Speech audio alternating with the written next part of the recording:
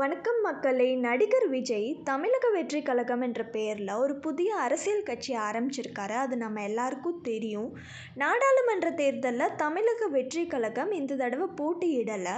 அதே சமயம் 2026ஆம் ஆண்டு சட்டப்பேரவை தேர்தலில் போட்டியிடுன்னு சொல்லியிருந்தாங்க. இந்த சூழலில் விஜய் நடிக்க இருக்கும் கடைசி படம் பற்றிய லேட்டஸ்ட் நியூஸ் என்னன்னு பார்ப்போம். கடைசியாக அவர் நடித்து வெளியான லியோ திரைப்படம் கூட 600 கோடி ரூபா வசூல் செஞ்சுருந்தது.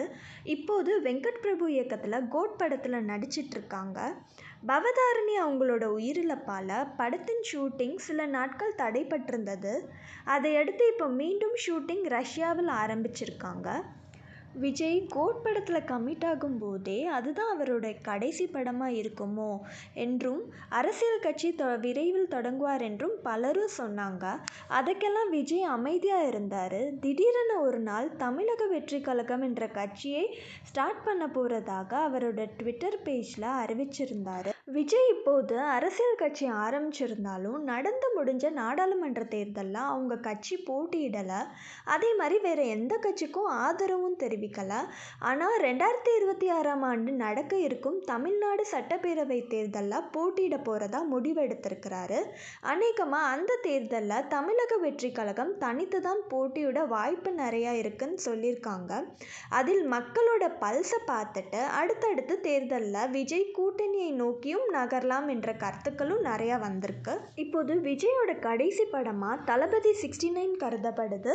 அந்த படத்தை வெற்றிமாறன் இல்லைன்னா அட்லி இவங்க 2 பேரில் யாராவது ஒருத்தவங்க இயக்குவாங்க என்றும், அநேகமாக அந்த வாய்ப்பை வெற்றிமாறன் தட்டி செல்றதுக்கு அதிக வாய்ப்புகள் இருக்குன்னு கோலிவுட்டில் கடந்த சில நாட்களாக பேச்சுக்கள் ஓடிட்டுருக்கு.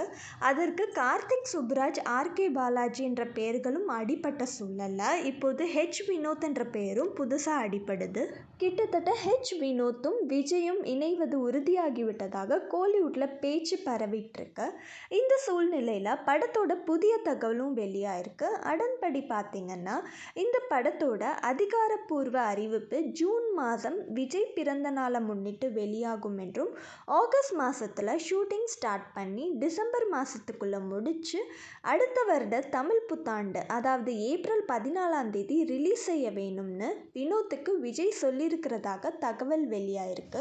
விஜய் ஃபேன்ஸுக்கெல்லாம் இது ஒரு டபுள் ட்ரீட்டாக அமைஞ்சிருக்கு. ஒரு பக்கம் கோட் திரைப்படம் ரிலீஸ் ஆகும்போது, இன்னொரு பக்கம் தளபதி 69 அப்டேட்டும் கன்ஃபார்ம் ஆயிடுச்சு. யாருக்கு தெரியும், கூடிய சீக்கிரம் கட்சி மாநாட்டோட அப்டேட் வந்தாலும் வரும். புதிய நியூஸ் அப்டேட்டுக்காக காத்துட்ருப்போம். நன்றி.